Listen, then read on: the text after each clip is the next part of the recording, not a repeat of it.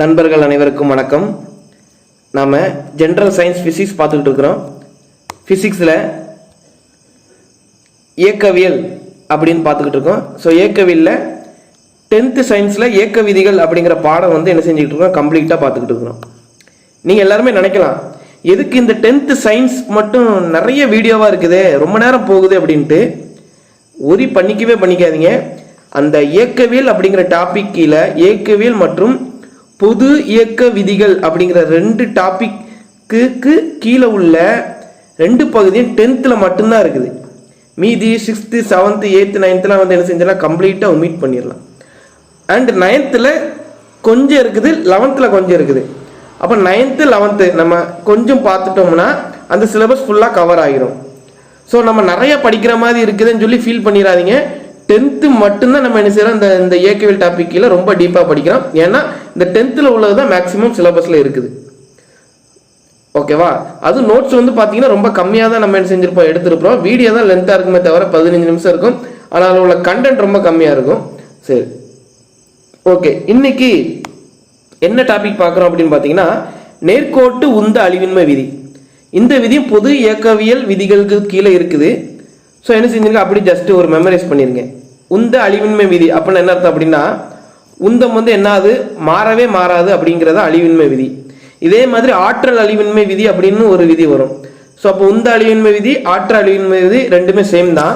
ஆனால் இந்த இடத்துல நீங்கள் எதை மறந்துடக்கூடாது அப்படின்னு பார்த்தீங்கன்னா, புறவிசை எதுவும் தாக்காத வரையில், இந்த லைனை என்ன செஞ்சுக்கோங்க, அண்டர்லைன் பண்ணிக்கோங்க.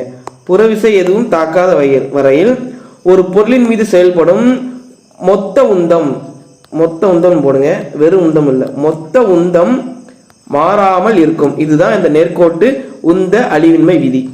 படிக்கிறதுக்கு ரொம்ப எளிமையாக தான் இருக்கும். அதனால இதை ரொம்ப டீப்பாக விளக்கணுங்கிற அவசியம் இல்லை. ஸோ அடுத்த லைனை பாருங்க. வெளிவிசையின் தாக்கம் ஏதும் இல்லாத போது மோதலுக்கு பின் உள்ள மொத்த உந்த மதிப்பு மோதலுக்கு முன் உள்ள மொத்த உந்த மதிப்பிற்கு சமம் அப்படின்னு இருக்காங்க. அப்போ என்ன அர்த்தம் அப்படின்னா, ஒரு 2 பொருள் இருக்குது, இது ஒரு பொருள், இது ஒரு பொருள். ஸோ முதல் பொருள் எவ்வளவு உந்தத்தில் வருது அப்படின்னு பார்த்தீங்கன்னா m1 v1 அப்படிங்கிற ஒரு உந்தத்தில் வருது. உந்தம் அப்படின்னா மொமெண்டம் அப்படின்னு அர்த்தம். ஸோ மொமெண்டமுக்கு ஃபார்முலா உங்களுக்கு ஏற்கனவே தெரியும், மாஸ் இன்டு வெலாசிட்டி. அப்போ இரண்டாவது பொருள் பார்த்தீங்கன்னா m2 v2 அப்படிங்கிற ஒரு உந்தத்தில் வருது. இந்த 2 பொருள் என்ன செய்யுது, மோதுது. மோதுனதுக்கு அப்புறம் இதில் ஏதாவது ஒரு விசை செயல்படுது அப்படின்னு பார்த்தீங்கன்னா, புற விசை நம்ம எதுவுமே என்ன செய்யல, செயல்படுத்தலை. ஏதாவது ஒரு எக்ஸ்டர்னல் ஃபோர்ஸ் இங்கிருந்து கொடுத்தோம்னா உந்தம் மாறும். ஆனால் புறவிசை எதுவும் கொடுக்காத வரையில மோதலுக்கு முன்னாடி எவ்வளவு உந்தம் இருந்துச்சோ மோதலுக்கு அப்புறமும் சேம் உந்தம் தான் இருக்கும். ஓகேவா? அதை தான் என்ன செய்ய வராங்கன்னா, சொல்ல வராங்க. அதுதான் உந்த அழிவின்மை விதி. ஸோ அதை செஞ்சுக்கங்க. இந்த இதை அப்படியே எழுதி ஒரு தடவை ரீட் பண்ணிக்கோங்க. அதுக்கப்புறம் பார்த்தீங்கன்னா, பொருளின் மீது செயல்படும் மொத்த உந்தம் ஒரு மாறிலி என்பதை தான் இந்த உந்த அழிவின்மை விதி நிரூபிக்கின்றது. இது ரொம்ப ரொம்ப முக்கியமான பாயிண்ட். நம்ம எப்பவுமே இந்த மாறிலி, அதாவது கான்ஸ்டன்ட் அப்படிங்கிற வர்ற இடத்துல சுழி அப்படின்னு நம்ம என்ன செஞ்சிடும், மனப்பாடம் பண்ணிடுவோம். அப்போ நமக்கு ஒன் வேர்டில் எப்படி கொடுத்துருவாங்க அப்படின்னா, உந்த அழிவின்மை விதியின்படி பொருள் ஒன்றின் மீது செயல்படும் மொத்த உந்தம் எவ்வாறு அமையும் அப்படின்னு போட்டு ஆப்ஷன் ஏ சுழி, ஆப்ஷன் பி மாறிலி, ஆப்ஷன் சி 1, ஆப்ஷன் சி 2 அப்படின்னு கொடுத்துருவாங்க. அப்போ நமக்கு எல்லாமே நம்பர் அப்படின்னு வரும்போது நம்ம என்ன செஞ்சிடும், அவசரத்தில் டக்குன்னு சுழி அப்படின்னு போட்டுருவோம். நான் 2 இடத்துல மாறிலின்னு சொல்லியிருக்கிறேன். இது என்னது, இன்னொரு விதியிலையும் மாறிலி அப்படின்னு சொல்லியிருந்தேன்.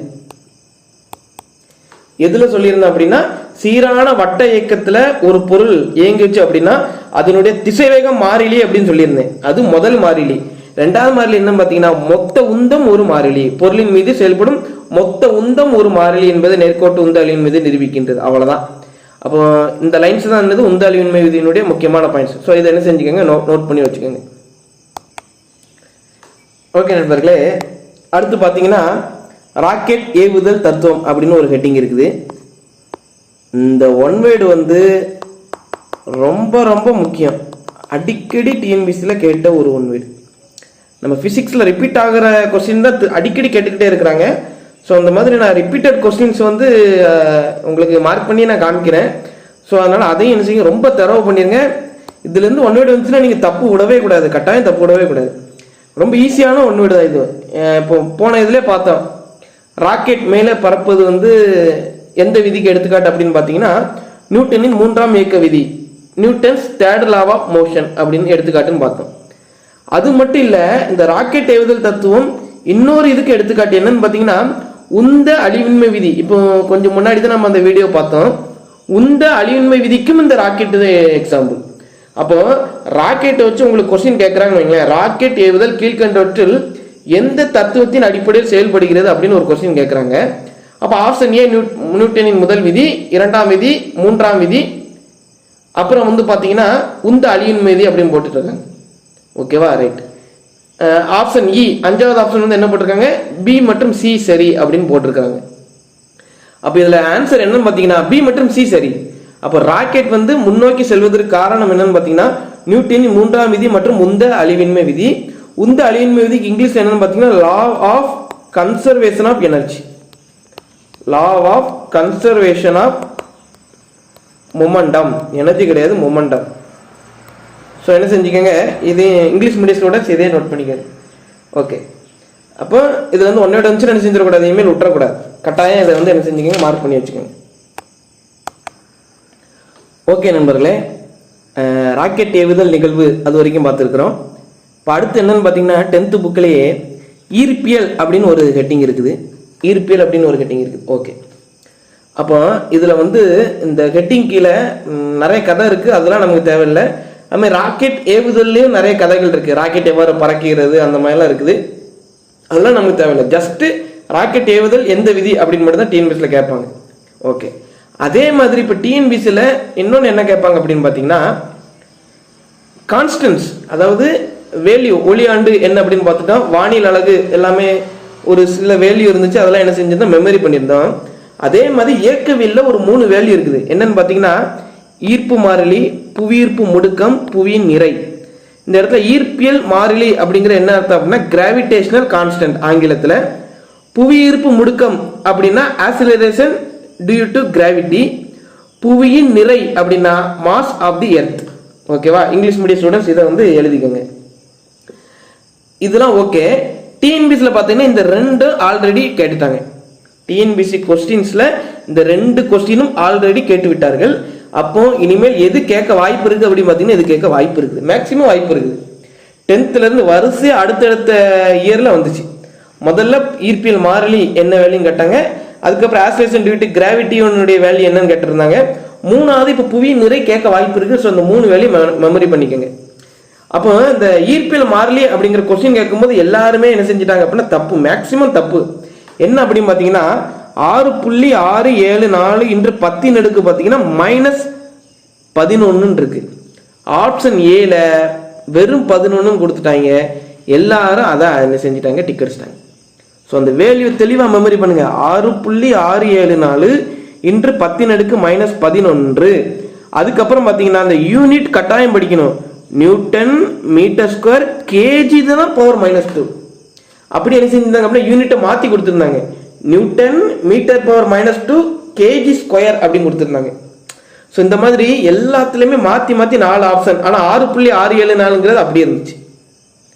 அப்போ நம்ம அந்த கொஸ்டின் அட்டன் பண்ண எல்லாருமே கன்ஃபியூஷனில் மேக்ஸிமம் தப்பு விட்டுருந்தாங்க. நம்ம வீடியோ பார்க்குற எல்லாருமே கண்டிப்பாக இனிமேல் நினச்சிருக்கோம் அந்த தப்புகளை விடவே கூடாது. யூனிட்ல தப்பு விடவே கூடாது. யூனிட் அப்படிங்கிறது இந்த வருதுல இந்த அழகு அந்த அளவுக்கு நம்ம என்ன செய்யறோம், அதுக்காகவே நம்ம ட்ரைனிங் பண்ணிக்கிட்டே இருக்கிறோம். கண்டிப்பாக ஒரு வேல்யூ வந்து டிஎன்பிசியில் கேட்பாங்க, மேக்ஸிமம் கேட்பாங்க. அதுவும் நம்ம ஸ்கூல் புக்கில் உள்ள வேல்யூஸ் தான் அப்படியே கேட்குறாங்க. ஆனால் என்ன செய்கிறாங்க அப்படின்னா யூனிட்ல ட்விஸ்ட் வைக்கிறாங்க, அல்லது இந்த பவரில் ட்விஸ்ட் வைக்கிறாங்க. 10 பவர் -11 +11 இந்த மாதிரி ட்விஸ்ட் வைக்கிறாங்க. இந்த ட்ராப்பில் நம்ம விழுந்துடக்கூடாது. ஸோ அதனால இந்த வேல்யூ என்ன செஞ்சுக்கோங்க, தெளிவாக அப்படி மெமரி பண்ணிக்கோங்க. அதுக்கப்புறம் பார்த்தீங்கன்னா புவியீர்ப்பு முடுக்கம், இது எல்லாருக்குமே தெரியும். 9.8 மீட்டர்/செகண்ட் ஸ்கொயர். தமிழில் மீட்டர் பை வினாடி ஸ்கொயர். அவசரப்பட்டு மீட்டர் பை வினாடி அப்படின்னு இருந்துச்சுன்னா டிக் அடிச்சிடக்கூடாது. இந்த இடத்துல மீட்டர் பை வினாடி பவர் 2. அப்போ இதுலேயும் நம்ம என்ன செஞ்ச வாய்ப்பு இருக்குது அப்படின்னு பார்த்தீங்கன்னா தவறு கூட வாய்ப்பு இருக்குது. என்ன அப்படின்னா இந்த இடத்துல இந்த செகண்ட் அப்படிங்கிறது என்ன இருக்குன்னா பையில் இருக்கு, அடியில் இருந்துச்சுன்னா செகண்ட் ஸ்கொயர். அதே செகண்ட் மேலே வரும் பொழுது S⁻−2 அப்படின்னு வரும். ஸோ அப்போ 2 மாதிரி நம்ம என்ன செய்யலாம், யூனிட் எழுதலாம். இந்த ட்ராப்ல நீங்கள் விழுந்துடக்கூடாது, இந்த பொறியில நீங்கள் எக்காரணம் கொண்டு விழுந்துடவே கூடாது. ஸோ அதனால மீட்டர் பை செகண்ட் ஸ்கொயர் அப்படின்னு எழுதலாம், அல்லது மீட்டர் செகண்ட் பவர் -2 அப்படின்னு இந்த ஒன் வேர்டு எழுதலாம். ஓகே, அடுத்த ஒன் வேர்டு பார்த்தீங்கன்னா புவியின் நிறை. இது ஈஸி தான். 5.972 10^24 kg. ஓகேவா? இந்த 10^24ங்கிறது எப்படி ஞாபகம் வச்சுக்கோங்க அப்படின்னா, புவி ஒரு நாள் சுற்றி வர்றதுக்கு எவ்வளோ நாள் ஆகுது? 24 மணி நேரம் ஆகுது. அப்போ புவியினுடைய நிறை எவ்வளோன்னு பார்த்தீங்கன்னா 10^24 5.972 10^24 அப்படின்னு சொல்லி என்ன செஞ்சீங்க நினைவு வச்சுக்கோங்க. இந்த 3 வேலையும் என்ன செஞ்சிருக்காங்க அப்படின்னா இந்த ஈர்ப்பியல் அப்படிங்கிற ஹெட்டிங் கீழே கொடுத்துருக்காங்க. ஸோ இதை என்ன செஞ்சுக்கோங்க, நோட் பண்ணி வச்சுக்கோங்க. நம்மளுடைய முக்கியமான பாயிண்ட் யூனிட்னால ட்ராப்ல விழுந்துடக்கூடாது. ஸோ படிக்கும்போது தெளிவாக படிச்சிருக்கு. ஓகே நண்பர்களே, அடுத்து என்ன ஹெட்டிங் அப்படின்னு பார்த்தீங்கன்னா புவியீர்ப்பு முடுக்கம். ரொம்ப ரொம்ப முக்கியமான ஒரு ஹெட்டிங். இதுல இருந்தும் டிஎன்பிசியில் அந்த புவியீர்ப்பு முடுக்கம் அப்படிங்கிறது ஆக்சிலரேஷன் டியூ டு கிராவிட்டி, இது தொடர்பான ஒன் வேர்டு அதுவும் என்ன செய்யறாங்க அப்படின்னா அடிக்கடி நமக்கு கேட்டுக்கிட்டே இருக்கிறாங்க. ஓகே, அதுக்கு பார்க்கறதுக்கு முன்னாடி முதல்ல இந்த புவியீர்ப்பு முடுக்கத்தின் மதிப்பு ஆல்ரெடி நம்ம செஞ்சிருக்கோம். இப்போதான் பார்த்தா எவ்வளோ அப்படின்னு பார்த்தோம், 9.8 மீட்டர்/s². இதை நோட் பண்ணி வச்சிருக்கேன். கடல் மட்டத்தில் இதனுடைய சராசரி மதிப்பு இவ்வளோ இருக்குது. இந்த ஜியினுடைய வேல்யூ 9.8 பூமியில எல்லா இடங்கள்லையும் சமமா இருக்குமா அப்படின்னு பார்த்தீங்கன்னா கட்டாயம் இருக்காது. ஸோ அதான் என்ன அர்த்தம் அப்படின்னா ஜியின் மதிப்பு அனைத்து இடங்களிலும் ஒரே மதிப்பாக இருக்காது. இந்த 9.8 அப்படிங்கிறது நிலநடுக்கோட்டு பகுதி, அதாவது ஈக்குவேட்டர் அப்படின்னு சொல்ற இடத்துல ஒரு மாதிரி இருக்கும். துருவ பகுதி அப்படின்னா போலார் பகுதியில் ஒரு மாதிரி இருக்கும். அதுக்கப்புறம் பார்த்தீங்கன்னா பூமியிலேருந்து உயரம் செல்ல செல்ல ஜியின் மதிப்பு மாறுபடும். அதே மாதிரி பூமிக்கு உள்ளேயும் செல்ல செல்ல ஜியின் மதிப்பு மாறுபடும். ஸோ அப்போ எப்படிலாம் ஜியின் மதிப்பு மாறும் அப்படிங்கிறத நம்ம அடுத்த சைடில் பார்ப்போம். அதுக்கு முன்னாடி நீங்கள் என்ன தெரிஞ்சுக்கணும் அப்படின்னா ஜியின் மதிப்பு பூமியில் என்ன செய்யாது, ஒரே மதிப்பாக இருக்காது, அதாவது கான்ஸ்டண்டா இருக்காது. இது ஒரு ஒன் வேர்ட் நோட் பண்ணி வச்சுக்கோங்க. ஆல்ரெடி டிஎன்பிசிலையும் கேட்டுக்கிறாங்க, ஜியின் கூற்று காரணம்லாம் கேட்டுக்கிறாங்க. ஜியின் மதிப்பு 9.8 மீட்டர்/s². இது எல்லாருக்கும் தெரிஞ்சு போச்சு. ரெண்டாவது கூற்று என்ன கேட்டிருக்காங்க அப்படின்னா ஜியின் மதிப்பு அனைத்து இடங்களிலும் சமமாக இருக்கும் அப்படின்னு சொல்லி என்ன செஞ்சிட்டாங்க சொல்லிட்டாங்க. அப்போ அந்த கூற்று வந்து தப்பு. ஸோ அப்போ ஜியின் மதிப்பு பூமியில எல்லா இடங்களிலும் சமமாக இருக்காது. ஓகேவா? நமக்கு இந்த 9.8 அப்படிங்கிறது இந்த கடல் மட்டத்தின் சராசரி வேல்யூ வச்சு நமக்கு என்ன செஞ்சிருக்காங்க சொல்லியிருக்காங்க. கடல் மட்டத்தில் உள்ள அந்த மதிப்பு தான். ஓகே, அதுக்கப்புறம் பார்த்தீங்கன்னா இதுவும் ஒரு முக்கியமான ஒன்வேடு. நம்ம எழுதுற எல்லாமே ஒரு முக்கியமான ஒன்வேடா இருக்குது இந்த இயக்கவியல் பாடங்கள்லேயே. அதுவும் டிஎன்பிசியில் கேட்ட ஒன்வேடா இருக்குது, அவ்வளோ ஒன்வேடு கேட்டுருக்காங்க. ஸோ இது என்ன செய்யுது, ரிப்பீட்டடாக வந்துகிட்டே இருக்கு இந்த 10th பாடத்துலேருந்து. ஓகேவா? அதனால என்ன செய்யுங்க அப்படின்னா கொஞ்சம் நல்லா தரவு பண்ணிருங்க. ஓகே, என்னென்ன அப்படின்னா ஒரு பொருளை வந்து நம்ம என்ன செய்யறோம் அப்படின்னா நீங்க என்ன செய்றீங்க அப்படின்னா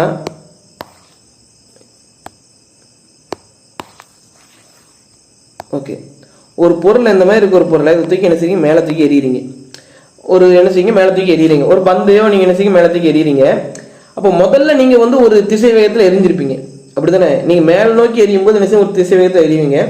அப்போ என்ன ஆகும் அப்படின்னா அந்த பந்தினுடைய திசை வேகம் வந்து மேலே போக போக குறைஞ்சிக்கிட்டே வரும். குறைஞ்சிக்கிட்டே வந்து இந்த பந்து வந்து மேக்சிமம் உயரம் இவ்வளோ தூரம் அடையுது அப்படின்னா இந்த மேக்சிமம் உயரத்தை இந்த பந்தினுடைய திசை வேகத்தின் மதிப்பு என்ன இருக்கும் அப்படின்னு பார்த்தீங்கன்னா திசை வேகம் அப்படிங்கிறது வெலாசிட்டி, அதனுடைய மதிப்பு எவ்வளோ இருக்கும் அப்படின்னு பார்த்தா சுழி. இது வந்து ஒரு முக்கியமான ஒன்றை நோட் பண்ணிக்கோங்க. ஒரு பந்தை அல்லது ஒரு பொருளை மேல் நோக்கி எரியும் பொழுது அந்த பொருள் அடையும் பெரும உயரம் அப்படிங்கிறது மேக்சிமம் ஹைட்டில் அந்த பொருளின் திசைவேகம் எப்படி இருக்கும் பார்த்தீங்கன்னா சுழி. அதே அந்த பொருளை வந்து கீழ் நோக்கி எரியும் பொழுது அந்த திசைவேகம் என்ன ஆகும் அப்படின்னா அதிகரிக்கும். அவ்வளோதான். மேல் நோக்கி எரியும் பொழுது திசைவேகம் குறையும், கீழ் நோக்கி எரியும் பொழுது அந்த திசைவேகம் என்ன செய்யும், அதிகரிக்கும். ஸோ நமக்கு ஒன்வேர்டு பாயிண்ட் ஆஃப் வியூல என்ன அப்படின்னு பார்த்தீங்கன்னா ஒரு பொருளை மேல் நோக்கி எரியும் பொழுது அப்பொருள் அடையும் அதிகமான உயரத்தில் அல்லது பெரும உயரத்தில் அப்பொருளின் திசைவேகத்தின் மதிப்பு சுழி அப்படிங்கிறது 0. ஸோ இதை என்ன செஞ்சுக்கோங்க, நோட் பண்ணி வச்சுக்கோங்க. ரொம்ப ரொம்ப முக்கியமான ஒரு ஒன்வேர்டு இந்த ஒன்வேர்டு. ஓகே, அதுக்கப்புறம் பார்த்தீங்கன்னா அடுத்து ஒரு முக்கியமான ஒன்வேர்டு இருக்கு. என்னது அப்படின்னு பார்த்தீங்கன்னா விடுபடு திசைவேகம். ஆங்கிலத்தில் எஸ்கேப் வெலாசிட்டி அப்படிம்பாங்க. Escape velocity. அப்போ இந்த எஸ்கேப் வெலாசிட்டி அப்படின்னா என்ன அர்த்தம் அப்படின்னா இதுவும் டிஎன்பிஎஸ்சியில் கேட்டிருக்காங்க. இந்த வேல்யூ டிஎன்பிஎஸ்சியில் கேட்டிருக்காங்க. என்ன அப்படின்னா இப்போ நம்ம எந்த ஒரு பொருளையும் பூமியிலிருந்து மேல் நோக்கி எறிகிறோம், என்னாகும், திரும்ப நம்ம பூமிக்கு நம்ம கைக்கே வந்துடும். இப்போ நான் ஒரு பொருளை இருக்கிறது அதிகமான வேகத்தில் எறிகிறேன், மேல் நோக்கி எறிகிறேன். மனுஷனால அதை செய்ய முடியாது. பட் ஒரு கற்பனை பண்ணிக்கங்க, நான் ஒரு சூப்பர்மேன் அப்படின்னு நினச்சிக்கோங்க. ஒரு பந்தத்துக்கு எறிகிறேன், அந்த பந்து புவியீர்ப்பு முடுக்கத்தில் இருந்து, அதாவது புவியீர்ப்பு விசை இருக்கு பார்த்தீங்களா, அதுல இருந்து பூமியில இருந்து எஸ்கேப் ஆயிருது. ஒரு பொருளை ஒரு திசைவேகத்தில் எரியும் பொழுது அது என்ன செய்யுது அப்படின்னா பூமியை விட்டு என்ன செஞ்சிருது, வெளியே போயிருது, திரும்ப பூமிக்கே வராது. அப்போ அந்த திசைவேகம் தான் விடைபடு திசைவேகம் அப்படின்றாங்க. அப்ப எந்த திசைவேகத்துல ஒரு பொருளை நீங்க மேல் நோக்கி எரிஞ்சிங்கன்னா அந்த திசைவேகத்தை அந்த பொருள் வந்து என்ன ஆகும் அப்படின்னா பூமியை விட்டு வெளியே போயிடும். அது இதுவரைக்கும் மனிதனால் செய்ய முடியாது.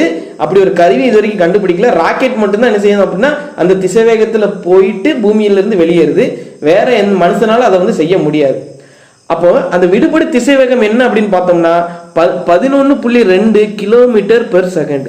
இந்த இடத்துல கவனமா நோட் பண்ணுங்க, கிலோமீட்டர் பை செகண்ட் இருக்கு, கிலோமீட்டர் பெர் ஹவர்னு இல்லை. கிலோமீட்டர் பெர் ஹவர்னா என்ன அர்த்தம், நம்ம நார்மலா ஒரு பைக் ஓட்டுறோம் 11.2, நம்ம நார்மல் பைக்கே வந்து நம்ம 50 கிலோமீட்டர் ஸ்பீட்ல ஓட்டுவோம், 50 கிலோமீட்டர் பெர் ஹவர் ஸ்பீட்ல ஓட்டுவோம் என்ன. அப்போ அந்த ஸ்பீட்ல ஓட்டினோம்னா பூமியை விட்டு வெளியே போயிடுமா, போக மாட்டோம். இந்த இடத்துல அந்த யூனிட்டை கவனமா கவனிக்கணும். 11.2 கிலோமீட்டர் பை செகண்ட் கொடுத்துருக்காங்க. அப்ப என்ன அர்த்தம், ஒரு செகண்டுக்கு 11 கிலோமீட்டர் வேகத்துல நீங்க ஒரு பொருளை எரிஞ்சிங்க அப்படின்னா, அதாவது ஒரு செகண்டு சொடக்கூடுற நேரத்துல ஒரு பொருள் வந்து 11 கிலோமீட்டர் கடந்துருச்சு அப்படின்னா அந்த திசைவேகத்துல நீங்க மேல் நோக்கி எரிஞ்சிங்க அப்படின்னா அந்த பொருள் பூமியை விட்டு வெளியே போயிடும். ஸோ அதனால என்ன செஞ்சீங்க அப்படின்னா இந்த விடுபடு திசைவேகம் என்ன செஞ்சுக்கோங்க, மறக்காம நோட் பண்ணிக்கோங்க, அந்த வேல்யூவோட நோட் பண்ணிக்கோங்க. ரொம்ப முக்கியமான ஒரு ஒன் வேர்ட். ஓகே நண்பர்களே, நாம புவியீர்ப்பு முடுக்கம் பற்றி என்ன செஞ்சிட்டோம், தெளிவாக பார்த்துட்டோம். இதுக்கப்புறம் என்ன பார்க்க போறோம் அப்படின்னா புவியீர்ப்பு முடுக்கம் எப்படி மாறுது, பூமியில் எப்படி மாறுது அப்படிங்கிறத பார்க்க போறோம். அதுக்கப்புறம் நிறை மற்றும் எடை, அதாவது மாஸ் மற்றும் வெயிட், இதற்கு இடையிலான வேறுபாடு என்ன அப்படிங்கிறத பார்க்க போறோம். அதுக்கப்புறம் தோற்ற எடை அப்படின்னு சொல்லக்கூடிய அப்பரண்ட் வெயிட், இந்த 3 கான்செப்டும் பார்த்துட்டோம்னா இந்த 10th சயின்ஸ் இயக்கவியல் இதோட முடிஞ்சுது. ஓகேவா, இதுதான் மேக்சிமம் சிலபஸ். அதுக்கப்புறம் பார்த்தீங்கன்னா இந்த 9th அப்புறம் வந்து 11th கொஞ்சம் மிக கம்மியாக தான் இருக்குது. அதை பார்த்துட்டோம்னா இந்த இயக்கவியல் கம்ப்ளீட்டாக முடிஞ்சிடும். இதுலேருந்து ஷுவராக ஒரு கொஸ்டின் வந்துடும். பேரண்டத்தின் இயல்பு நம்ம என்ன செஞ்சுட்டோம், டீட்டெயில்டாக தெளிவாக பார்த்துட்டோம். அதே மாதிரி இயக்கவியல் என்ன செஞ்சுட்டோம், டீட்டெயில்டாக தெளிவாக பார்த்துட்டோம். அதுக்கப்புறம் பார்த்தீங்கன்னா எலக்ட்ரிக்கல், மின்னியல் அப்படின்னு சொல்லக்கூடிய எலக்ட்ரிக்கல், அதுக்கப்புறம் ஹீட், அதுக்கப்புறம் லைட், அதுக்கப்புறம் சவுண்டு, அதுக்கப்புறம் அணு இயற்பியல். ஸோ இதெல்லாம் வந்து நம்ம என்ன செய்யலாம் அப்படின்னா கொஞ்சம் அன்றாட வாழ்வில் இது எப்படி பயன்படுகிறது அப்படிங்கிறத மட்டும் நம்ம செஞ்சிடலாம். பார்த்துட்டு 1 வேர்ட்ஸை மட்டும் ஸ்கூல் புக்லேருந்து 1 வேர்ட்ஸை மட்டும் தூக்குறோம், அதை மட்டும் படிச்சுட்டு போகிறோம். கட்டாயம் சயின்ஸில் என்ன செய்யறோம், ஃபிசிக்ஸ்ல இருந்து கேட்கக்கூடிய 3 கொஸ்டின்ஸ்க்கு நம்ம என்ன செஞ்சிடும், கிளியராக அட்டன் பண்ணிடுறோம். அந்த 3 கொஸ்டின்ல ஒரு கொஸ்டின் கட்டாயம் இயக்கவியல்லேருந்து வரும். ஸோ அதனால தான் என்ன செஞ்சிருக்கோம், இவ்வளோ நேரம் அதை டீப்பாக பார்த்துருக்குறோம். நல்லது.